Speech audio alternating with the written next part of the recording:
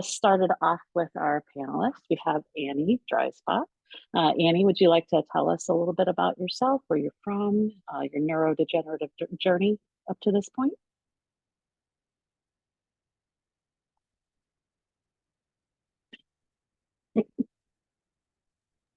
Okay, we're all going to do it. I'm in Washington State, just outside of Seattle.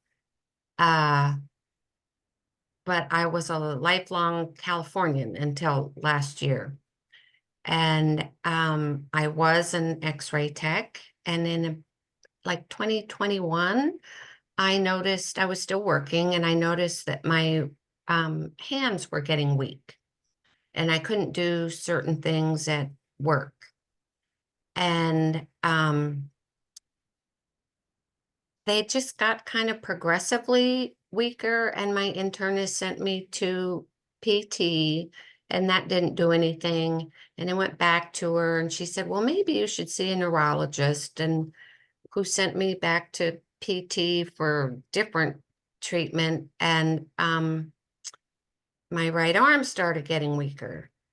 And so my neurologist started doing all kinds of tests, you know, the EMG. She even did a lumbar puncture. I had MRIs. I had everything. I had all the blood tests, and she couldn't diagnose me. And so I kept going to PT, and by this time it was about a year ago. I had just retired at the beginning of 2023, and I went back to the neurologist and said, my right arm is getting weaker. And she said, let's do another EMG. And so it was the difference between the previous EMG and the second one that she was finally able to diagnose me. And she actually diagnosed me with progressive muscular atrophy, which is believed to be like a subset of ALS. I was diagnosed 3 days before we moved to Seattle. My whole life, I had been happy. I am blessed to be just an optimistic, Pollyanna, slightly annoying that way person. And as soon as I was diagnosed, I had never known depression or anxiety, or I'd never been to, I'd been in marriage counseling, you know, but the second that she told me about this diagnosis, my neurologist, I was terrified, and my whole world just changed. And even in that first instant, I knew that my mental health was going to be as much a part of this as my physical health. Because it was so foreign to me. I didn't know what to do with anxiety and fear and tears every day. Luckily, the last thing my neurologist told my husband and I as we were leaving, she gave us a piece of paper with Synapticure's name on it. And she said, you know, I've had a couple patients recommend this place. Why don't you give it a try? They've said some good things about it. And so we did, and got help immediately. And at the time, this was a year ago, there was no mental health help at Synapticure. And when we moved up here to Seattle, I was put on a waiting list to see a therapist. As far as I know, I'm still on the waiting list. But as soon as Synapticure got therapists and psychiatrists, I immediately began seeing a therapist. And I love Tracy. She's been a big help. She's helped me with recommendations about medications, I finally got everything straightened out. I feel as good as I can about my diagnosis. Um, but it's been a horrible journey, just trying to figure everything out. So that's how I ended up here. Thank you, Annie. Thank you very much for that. Chris, you want to tell us a little bit about yourself and your journey so far with Parkinson's? Yeah, my name's Chris Van Angry, and sorry we are traveling. I wouldn't expect it to, but some reason there's an airplane following me here, and I'll explain that. My journey actually was diagnosed about 2 years ago, a little over 2 years ago, with Parkinson's, and what gave me the signs was tremors, uh, just, and they were violent tremors, and they just popped up. I was scared, didn't know what was going on, went to the hospital, and they gave me sedatives, and that helped for a night or so. And then um, I went to doctors, checked around. I just happened to be going to a physical therapist, and the tremors started. And he said, that's neurological. That's not physical. And so I went and seeked out a neurologist, and thus was then diagnosed with Parkinson's. As soon as I got on the medications, tremors gone away, and as long as I stay on it, they're fine. Of course, the scare of being diagnosed was probably the number one thing, because it was typical of the old people's disease that, and you didn't know what was going to happen, and all this, and I'm thinking, well, I'm still physically, fairly okay, just these tremors. And once I started finding out what the other symptoms were, then of course I recognized it going back probably 10 years of knowing these other symptoms were there. And that just explained a lot of stuff. There was some relief to know that there was something to explain it, but the scary part was when you started reading about what was going to happen. And, and the doctor Googles and all that, as we laugh about sorry about that. And and the doctor Googles that just scare the heck out of you about everything that's going to happen. That, and the fact that I realized that my body was now starting to act up and shut down and stuff, and realized that my activity was going to go to nothing. I got very depressed and very, a lot of anxiety, and realizing I'm not going to be able to do the things I like doing. By this time, I was retired, and I was ready to new text message from. I was tired and ready to just have fun, and realized that wasn't going to happen, and that sent me down a spiral of depression and anxiety that was ugly. I wasn't a good person to be around. And God bless my wife. She had me sitting right here, but God bless her. She put up with me and hung in there. I did seek out some mental health, and it wasn't the right help. I ended up on 5 different sedatives all at one time. And it was because all these different doctors I was going to were all prescribing stuff, to the point that I'm not a doctor. I don't know what these medicines are. And of course, that changed my outlook, because now I know every medicine that I take and what it's for. But back then I didn't. And I actually ended up having to go to a drug rehab just to get off these prescribed sedatives. And they actually got me very good. They got everything prescribed well. But as soon as I got out and to seek another mental health clinic or therapist, their first words out of their mouth was, well, we would like to talk to your last therapist so that we can continue with that direction. And of course, I said, absolutely not.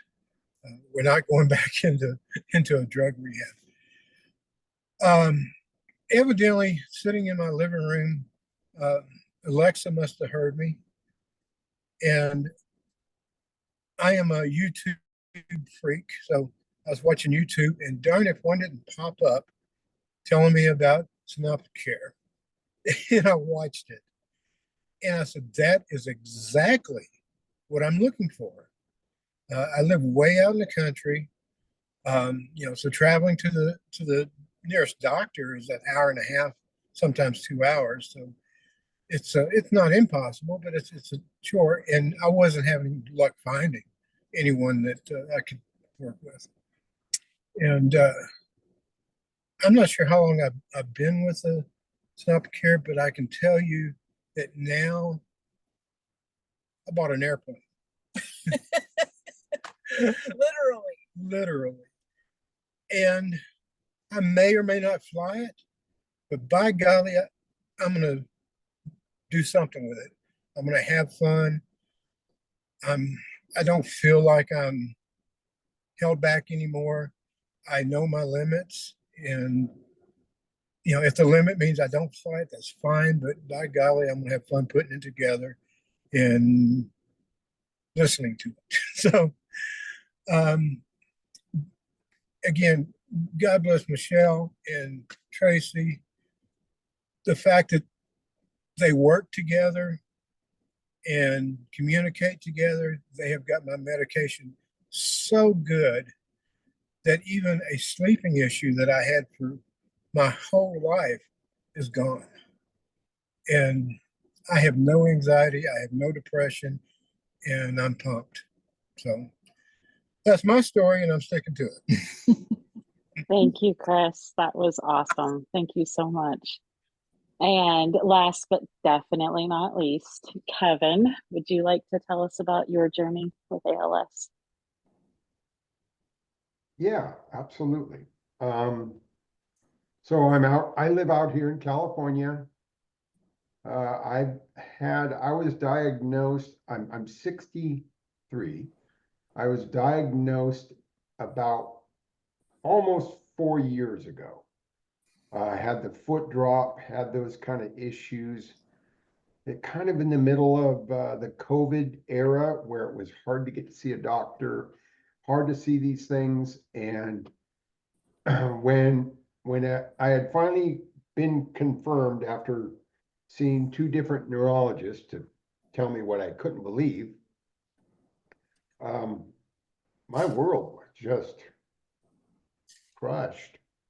So, because I had gone through it with my first father-in-law, and it was funny because I was, people had asked me about him, and he was a cop. He was 30 years in Oxnard cop and all that kind of stuff, and a big man. And I just saw him go down to nothing in 18 months.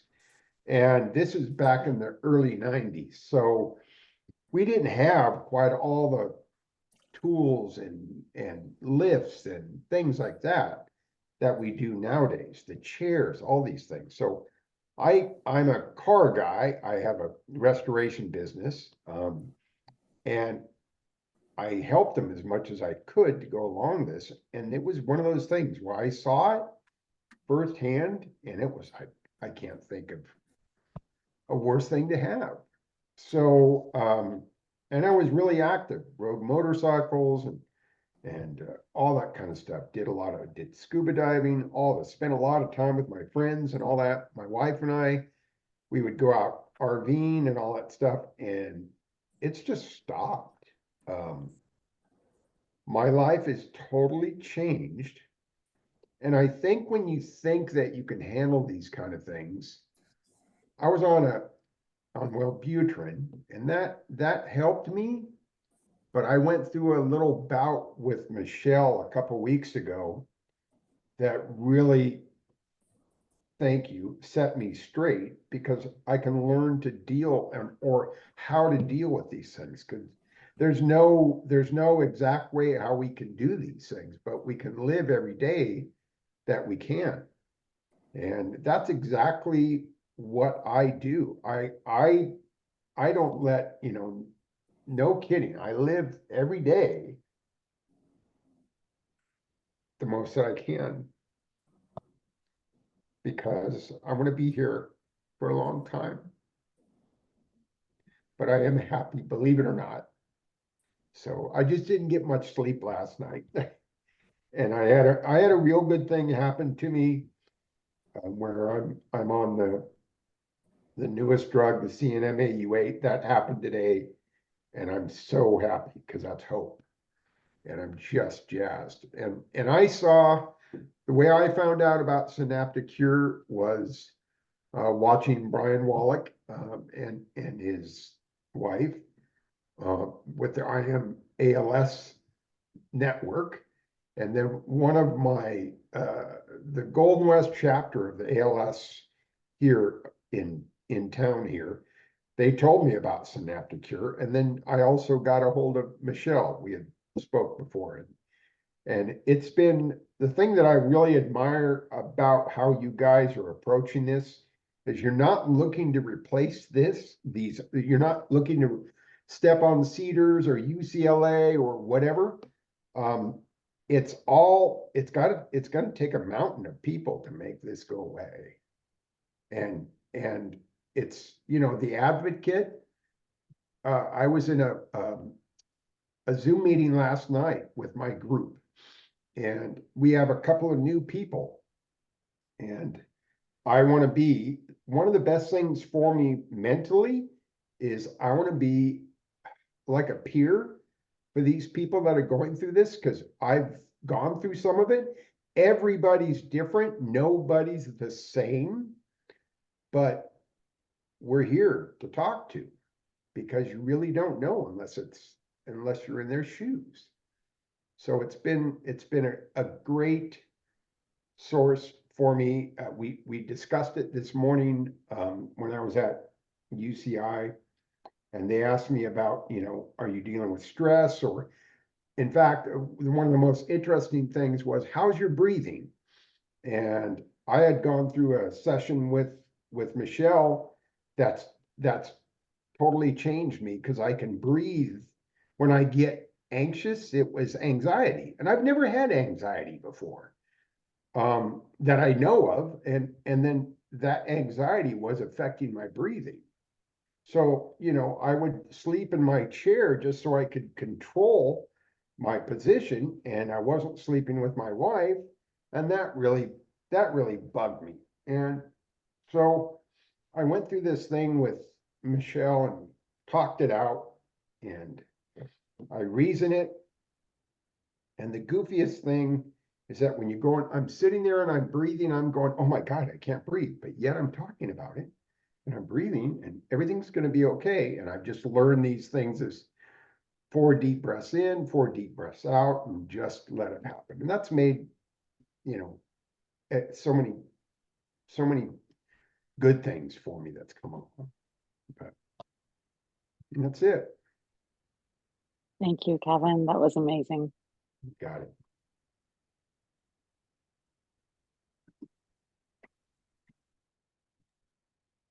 Thank you, everyone, for sharing your stories and your journeys thus far.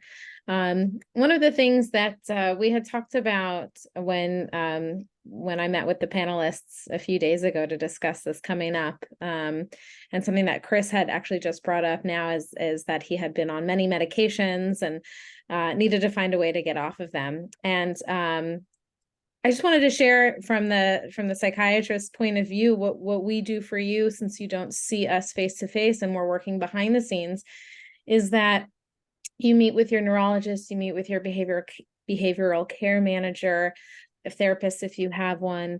And what we're doing behind the scenes is we're reviewing all of your medications, all of your psychiatric medications, as well as how they're working together, as well as in conjunction with the neurology and any other medications you're taking.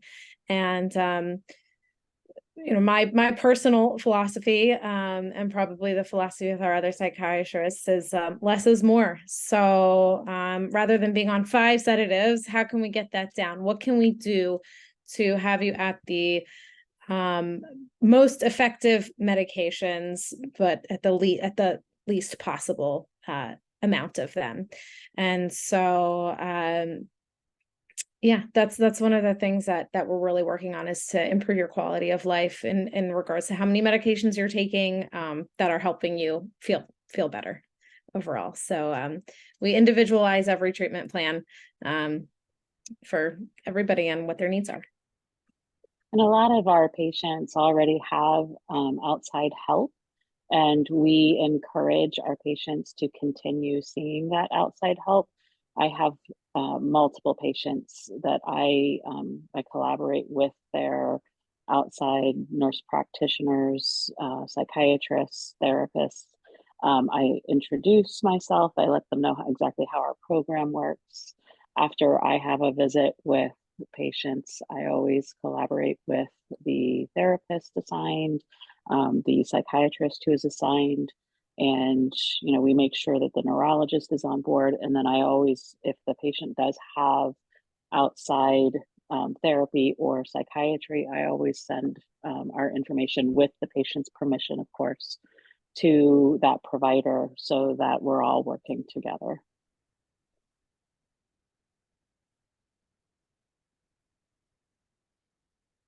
So I'd like to ask the panelists here, what recommendations would you give to others who might be listening about how to address their mental health, or how to go about seeking care?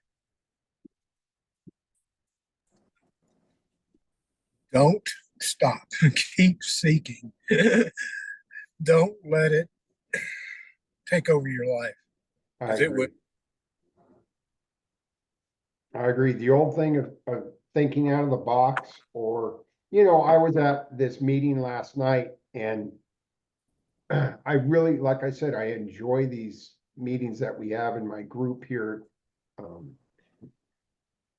And especially when there's somebody new into here, is that, you don't always want to wait around for, it's really hard to be a doctor and to be effective nowadays. I have a friend of mine that's a doctor, and God, if he could do it all over again, he would have been an attorney, because it's so hard to be a doctor. So you really have to, the advocate, we got to think of a different word than that, because it's taken, like Tina, my wife, and I, it's taken us so much, but we're both living through this. So it's talking, the fact that I think one of the things that make the biggest difference is that I was being seen down at Cedars by Richard Lewis. He's well known. But the problem with that is that, because you feel like you're the only one going through this, is that I can get on the phone and leave a message to Michelle, or sometimes she'll pick up like that. I have somebody to talk to. I think that's one of the best things that Synapticure has going. It kicks ass. I mean, when you guys say you're going to do something, I can't put it any other way. When you guys say that you're going to do something, it happens. It's not 3 months from now. And that's the problem. That's a problem with this disease, is that, all this stuff takes so much time, but we don't have time. I can't fix it quick enough. I can't do this stuff quick enough. So I have to have a voice of reason on the other line that can discuss this with me. That, hey, you're just freaking out. Just relax. This is coming. This is coming. Those kind of things, because you and your loved ones that are living this with you just want you to get better or be happier in that case. I would say just try to take advantage of any and all help you can get. Because there is so much to any neurodegenerative disease. It's just overwhelming. There's insurance, there's medications, there's physical problems, there's your mental health, there's doctors, there's therapists, in the first 6 months, I was overwhelmed with phone calls and appointments. because you get put on special medications and the special pharmacy calls you, and the nurse educator from the special pharmacy calls you, and the coordinator from the other drug company calls you, and the doctor I mean, it was absolutely overwhelming.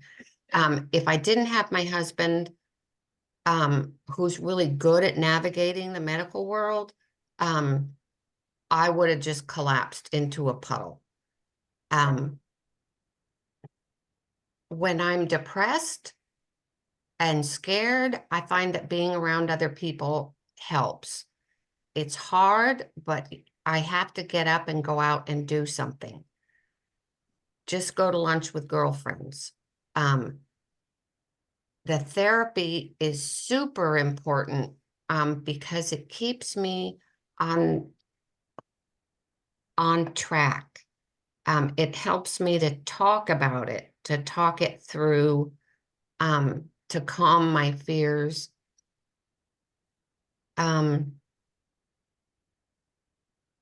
Just to reach out helps. Just the act of asking for help, even if you don't know what you're asking for help with, just to say you're overwhelmed. But Synapticure has been the fastest at responding to those requests. When you have ALS, ALS clinic is held every 3 months. That's a long time to go when you've got questions in between. So to get, you know, and when I was first diagnosed, doctors who were not psychiatrists and just threw medications at me like, oh, stop crying, here, take this Xanax. Mhm. And then the next doctor I saw said, oh, you have to get off the Xanax. It's very confusing. It just depends on who you talk to. So if you just ask for help and say, this isn't working, can we try something else? You will find the help, but you have to ask, you have to reach out. So that's my advice. Thanks, guys. That's awesome. You know, just kind of going on off of what you guys are saying, you know, and I know, Chris, we have had a little experience with this. We do really value in making this, you know, involving the family, because all of these neurodegenerative diagnoses not only affect patient, but they affect family. And I know, you know, Annie, I know you see a different behavioral health care manager. But both Chris and Kevin, I know we've talked a lot about making sure to involve your wives. Chris, your wife has been on a meeting with me, and I know that we always encourage that with therapy as well. So, you know, just from that standpoint, you know, as far as taking care of both, you know, all, you know, you guys, how has this program helped with your loved ones as well? Well, I mean, she's sitting right here next to me, but I know. I couldn't do this by myself. I would have crawled under a rock somewhere and, you know, laid out in the desert until I was just gone. And so that support is needed. And I realize that support is from love, not from what she has to do or anything. And I'm I'm blessed. That's all I can say. I'm truly blessed that you know, that she's there and does get on and does, you know, stay on board. So to help me sometimes, a lot of times, just remember, you know, when the next meeting is or next medication or whatever. But you know, to be a team, and that's what it is. Yes, Yep. we are. We're a team. There you go. I agree with you guys. I almost like it. One of my things that my wife Tina and I, you know, they call, like, my wife does everything for me. but she's not my caretaker. And we've always thought of each other as, you know, that's the one you love. It's the one that no matter what, when you decide to get married or whatever, committed to each other, this is just what you do. And I involve her in everything. It's like one of my stories that I like to tell is that if I fall down on the ground, I'm just a big lump. So Tina can get me, she can bring the Hoyer over here. We've got a Hoyer and she can get me up off the ground in about 5 minutes. And that's been something that it empowers her. And I've never wanted the firemen to have to come and do that. I've always wanted her and I to do this together. So we're very patient with each other, teaching each other or asking help or thank you, because you can't say you're sorry. All you can say is thank you, because it's not your fault. And Tina and I do a lot of communicating with that. And I have a lot of loved ones, a lot of my good friends around me that they're there to help me. And you just got to let people help. And that helps you through the day also. I'm lucky, like I said, that Chuck is very familiar in a medical environment, and I am too. I was an X-ray tech, but we're at the point now where he's helping me so much just because of my physical state that I don't want him to have to wait on me. I don't want to be fed. I don't want to be helped to the bathroom. But these are all things that spouses are going to end up doing. It also affects my siblings and my niece. I don't have children, but my two sisters and my brother are just as affected as my husband because they love me. And it's very hard on them. It's just hard to see how the people you love are affected. They help willingly and lovingly, but it's still hard. My niece said one of the best things. She said, instead of thinking of it like you're asking, for help, just pretend you're a princess and they're waiting on you.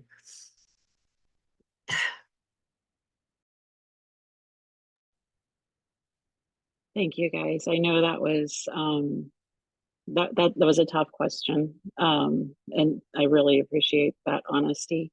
You guys answered it beautifully. So off of that, I have a question from a patient, or I'm sorry, from a parent. He says, we're parents of a 40-year-old with ALS, and we're struggling with handling the ravaging that this has done to our family and are in need of help in communicating with their son. He's resistant. We fear for his safety. Hopefully you could talk about what, he says what Synapticure can do for them. But, after being with Synapticure and also, being a part of the mental health program, what advice would you give to his parents?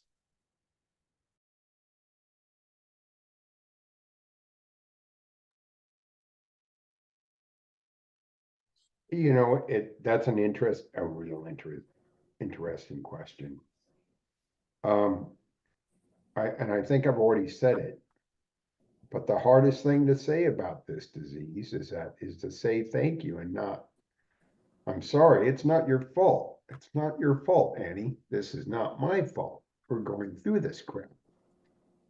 But as you go through this stuff and you have these people, it affects everybody around you. It's going to take things away from you.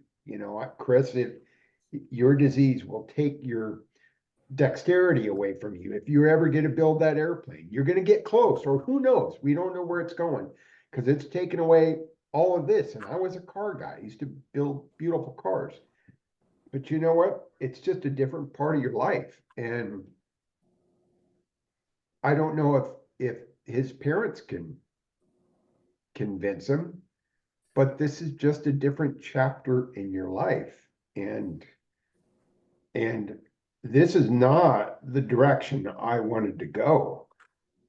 But I'm at a place where I'm extremely happy for what happens in the day. I know I give Michelle, a jab all the time about going to have a beer with my friends or something, or those kind of things. But you know what? It does become the simpler things in life mean a ton. Those things really, the value behind that means a whole bunch. And I'm very lucky. And I think that gentleman's parents need to see if he has maybe he has a network of friends around him and those kind of things that can kick him off that. Because my every once in a while, when I give my friends a load of crap, I'll sit there and they'll go, no, you're not going anywhere. Like my best friend who took me down to Irvine today, I'll go, well, I hope I can live. And he goes, no, you're going to outlive me. And those kind of things sometimes comes better from your peers. And that's maybe what to bring in a situation like that. And yeah, I agree with Kevin. And by the way, Kevin, I'm out of the motorcycle industry. I retired after 45 years for a major manufacturer that was in Irvine, California. So yeah. And going from that active and working with the hands and doing things to being taken away, and as far as the question, I was thinking about, being a parent is as much as being the patient, and what I got out of Synapticure care is the the team working together as well as the team on my end working together. So as a parent or my wife or our wives and husbands, they all come into the program. They all come in and have someone to talk to and ask these questions. And that's the one thing I encourage them is, again, get that help as fast as you can, get the information. If your son's not open to it right now, you can be open to it and learn and learn right. Get off the internet and learn right. And I think that will give you a head start and to be able even to advise or guide or always say plant that seed and see how it grows. Well, I was kind of surprised when you said that this couple's son was in denial about ALS. I know denial is a symptom of other diseases, but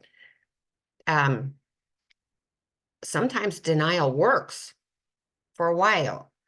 But I think if someone has a neurodegenerative disease, they're going to get hurt so many times, they're going to fall so many times, they're not going to be able to live on their own, that there will come a point where they have to have help.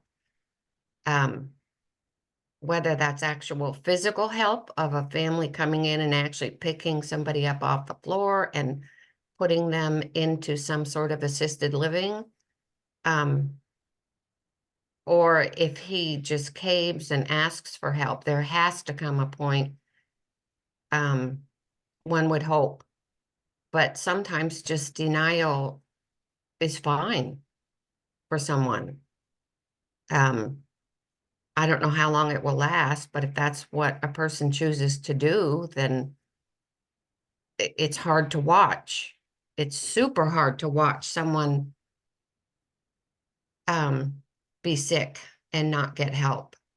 Well, But Annie, there was yeah, a time, sorry, go ahead. yeah, go ahead. Well, there was a time earlier that you said that you thought it was maybe PMA or any of the other ones. Right. And as soon my first ALS clinic, I was told, no, you have ALS. Right. We're just going to call it ALS. It's all under the same umbrella. It's ALS. That's it. Right. Yeah. And that's So, maybe what this kid is, maybe, oh, I got PMA, and people don't die from PMA, or because I went through that period, I guess I know the singer Alan Jackson, I think he has PMA, doesn't he? I think he has PMA.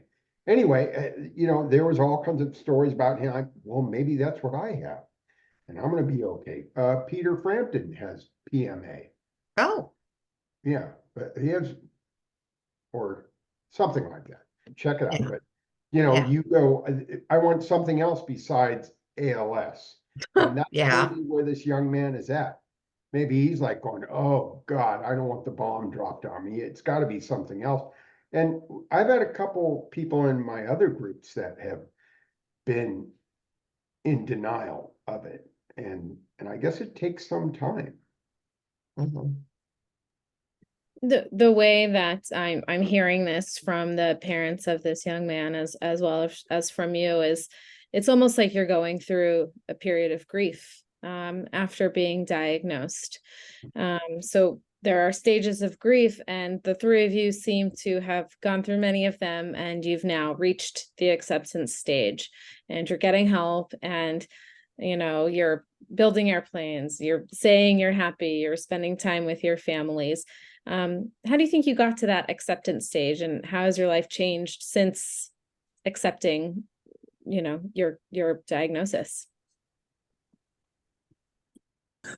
Well, like my wife just said, it was a bloody battle getting, getting to that point, and it wasn't that long ago that that I wasn't at that point.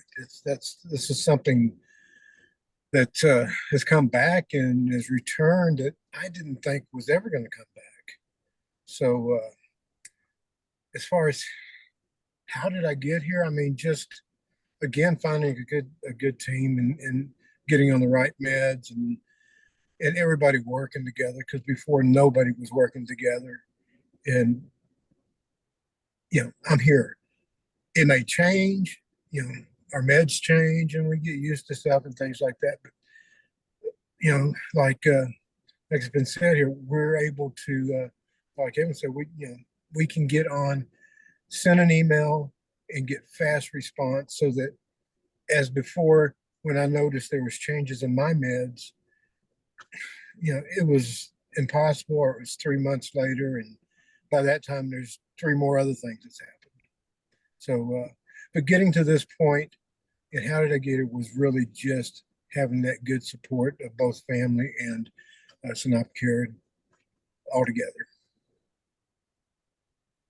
I don't know that I've reached acceptance. It's only been 11 months since my diagnosis, and I am on anti-anxiety and antidepressants. But underneath that, I can kind of feel a sadness, or I almost feel like it's a drug-induced happiness or something. Every so often when I lose another ability, the other day I dropped a glass because I couldn't hold it. I just burst into tears, and I tend to do that every time I lose something else. So I'm not happy all the time. I'm happy most of the time, or I'm not crying most of the time. I think there's a difference. It takes time and it's a process. I'm learning to accept it. I had, like Kevin said, this is not what he planned. This is so not what I planned for the rest of my life. So it's hard to adjust. I go to an ALS support group, through the ALS Association, and there's a man that attends regularly to this group, and he says it's our responsibility as patients to be happy and keep a good attitude for the people around us, which is nice. But my first thought when I heard that was, well, F off. I'm going to die. You know, my life changed. And if I want to be pissed off or I want to cry, I want to be able to. And I think it's also important for family members and loved ones to see that part of the disease. And let them be of help too, to give me a hug or to just hold me when I feel bad. I think I can do both. I can be pissed off and mad and sad, and I can also enjoy myself at other times.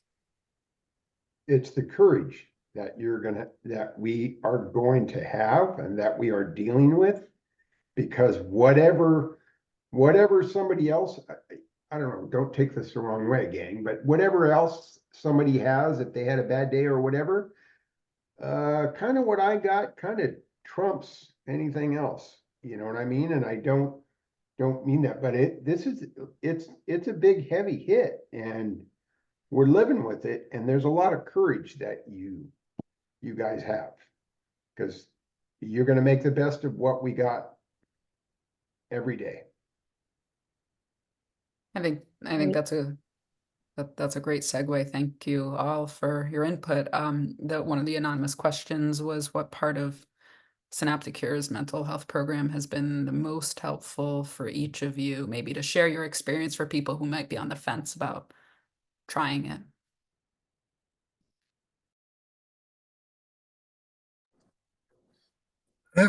I'll jump in there. And the biggest thing that I get out of it was finally getting where I'm at now, because I did not come into the program like I am right now. I came in the program, as Anna said, pissed off and Desperate. Just absolutely desperate. I didn't have any expectations as to, is this going to be good or bad or what, or indifferent. I was driven that what I was doing was not the right direction. So I have to find the right direction, and just seeking it out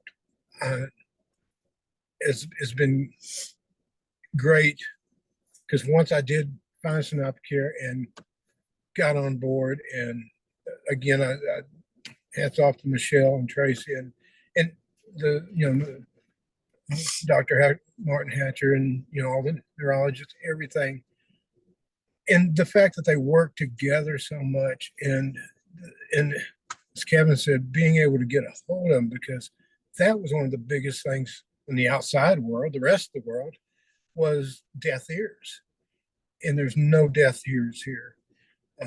I have the sense that everybody I've dealt with cares, and they listen to us, and they respond and put a program together for me. It's not the same program that Anna and Kevin have. Theirs is their trip, but the program is for me, and I did not feel like that with any other clinics I went to or other doctors. I felt like it. They just had a cover all. Everybody's on the same program, and that works for everyone. And this has definitely shown that what they did for me is for me. Can I interject something here? The biggest thing from what I see, sorry, but when Chris found y'all, he was hopeless. He had several times said he wanted to die. He was so tired of fighting and feeling hopeless and getting no help at all. And you guys have given him hope. You've given him a new lease on life. And that's the difference from hopelessness to being full of hope. And I appreciate you guys so much for that. And I don't mean to bawl, but I'm an emotional person. And when I say something like that, I truly mean it, and it makes me cry. But I appreciate you guys so much for what you've done for him. I really do.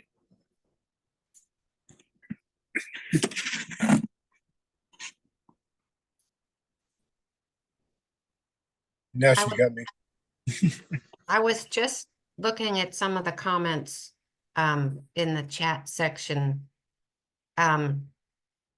There's not only Synapticure, but I just want to put in a plug for the ALS Association as well. They do have support groups and support groups for caregivers.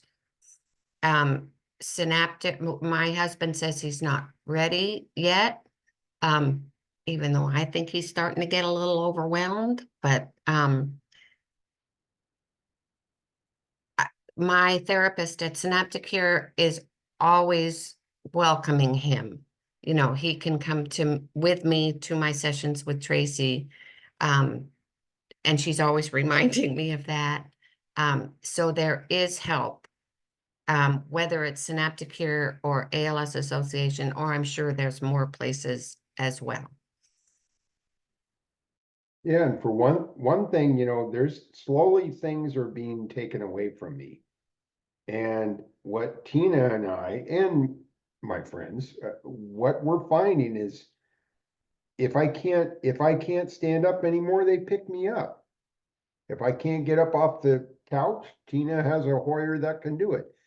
I think one of the things, everybody handles it differently, but there's these meetings are so important to me. Because my knowledge of what's going on and how I can deal with some of these things. There's one gentleman in my other group, Charlie Wren is his name, and he is, I guess you would call it where he can't speak or swallow, he's on a tube, and you know, he's in the bed all day and everything else. And his wife, he's been dealing with it for quite some time. And he's on their eye gaze and stuff like that. But you know, when we had these meetings, Charlie is just popping off these lines like you wouldn't believe. I mean, he's just so funny. And you're like going, this guy kicks ass. He's just doing that. And his wife says, you know what? You'd be surprised what Charlie can get done in front of his computer. So you've got to take it for what it is, and your job description is going to change a little differently, you know, as it goes along. And that's something that Tina and I have accepted. I think it takes a certain amount of time to accept that. And we're there. Thank you. Thank you, Kevin. Thank you, Annie. Thank you, Chris. All of your firsthand experience goes a long way, more than maybe we even know, but I know that the people appreciate it tremendously, and putting yourselves out there and going through a program that isn't easy to do. It's hard to be vulnerable. It's hard to say, I need help. It's hard to accept help, and you've done it, and you've included family members, which can also be difficult. So we truly applaud you, not only for participating in the program, but for coming on here and sharing your stories. Very moving. So thank you for all of that. A number of folks have touched on a question that I just want to make sure we address before we sign off for the night. And that is sort of how to get this help. And we try to make this as easy as possible. So simply accessing the Synapticure website, or the number or the fax number that I put in the chat is the first step. And sometimes it's the hardest step. But once you reach a person here, you reach a person, and they come back. They will contact you back, and they will work with you to get you into Synapticure and see one of our neurologists quite rapidly. And for those who aren't familiar, the neurologist who you will be seeing is somebody who's specialized in your specific symptoms or disease process. So it's not a general neurologist, it's a specialized neurologist. And once you meet with that person, if you identify to them or your personalized care coordinator that you have some mental health questions, concerns, or your family is interested in our mental health program, you can immediately get connected with Michelle or Casey or one of our behavioral health care managers quite rapidly. And like Michelle had said earlier, she can connect you with a therapist in your state, a virtual therapist through Synapticure, and do your talk therapy. And she will review your medications with a psychiatrist, and your whole team will communicate behind the scenes often and very clearly to come up with this customized plan for your care. So it's a comprehensive process that happens quite rapidly and is very collaborative in nature. So the hardest step truly is on your end or your family's end, getting you signed up and getting you connected with us. And then from there, we can meet you where you're at and encourage you to participate in this when you're ready. But thank you again, everybody. We truly appreciate your participation. Can't thank you enough. Well, thank you for having it and Yeah, thank you. bringing it out because it's important. And I encourage call that number, go to the website. You're right. You will not be waiting 3 months to talk to somebody, and do it.